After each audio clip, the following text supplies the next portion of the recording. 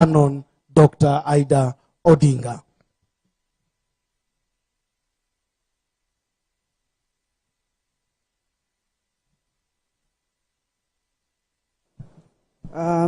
Good afternoon, everybody. As you've heard, my name is Winnie Odinga. To the family, to Karen, to the friends, the colleagues, and fellow mourners, good afternoon once again. Many people knew George as Baba's bodyguard. But to us, he was not just Baba's aide. He was our brother. He was a true hero, taking care of Jacom and the family, saving our lives more time than we could count. If there were a medal for loyalty and honor, George would have a wall full of them.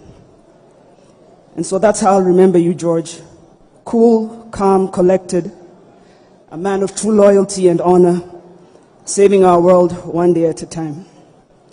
And to Karen, thank you for lending him to us over the years and graciously supporting us through all our trials and tribulations. As you've heard, I am not reading my own tribute to George. It's in the eulogy book. You can read it. Today I'm here in a capacity to read it on behalf of my mother, Dr. Aide Odinga. So here we go. And regrettably, they were unable to be here today. George Oduor, who has united us in grief these past few days, and whose name we gather here today, spent his teenage life in my home and grew up in my hands. I was privileged to see him transition from a boy to becoming a man, a strong man. As years passed and turned into decades of being a constant presence in our lives, George stopped being our employee. He became our son. His life and struggles became our life and struggles, just like ours became his. He became everyone's protector in the family and a rock around Baba. George's presence around Baba gave all of us comfort that all was well. Despite the disappearance of lines between him and us, George insisted on letting the lines be, to maintain the respect he had for his boss and for the rest of the family.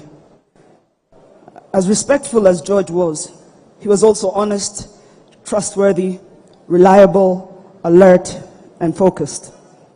I remain deeply proud of the man George turned out to be, growing and changing with the changing circumstances of his boss, and ending his life as a dignified, respected, and fiercely professional security officer who ably navigated spaces between the high and mighty, as well as the lowest in society, always giving everyone the respect that they deserve.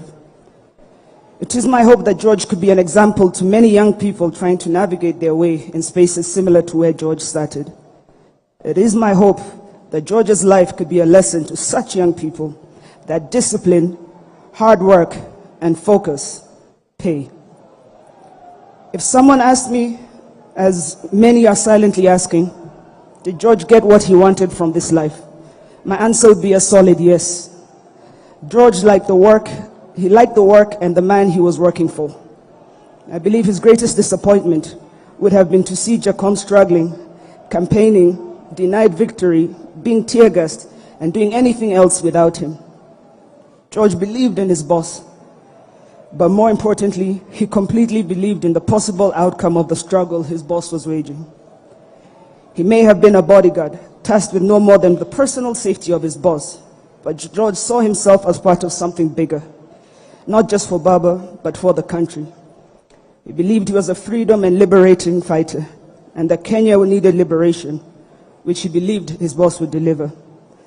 I am sure George died satisfied that he did his part, and I am sure that given another chance, George would pick the struggle from where life cut his short. May God grant him mercy. That's the end.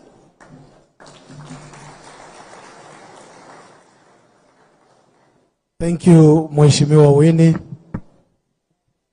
Allow me now to invite a fine gentleman to read a tribute on behalf of His Excellency, Engineer Dr. Raila Amolo Odinga, EGH, Raila Odinga Jr.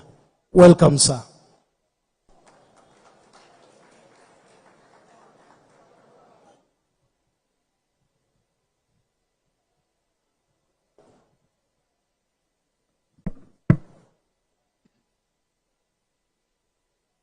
All protocols observed.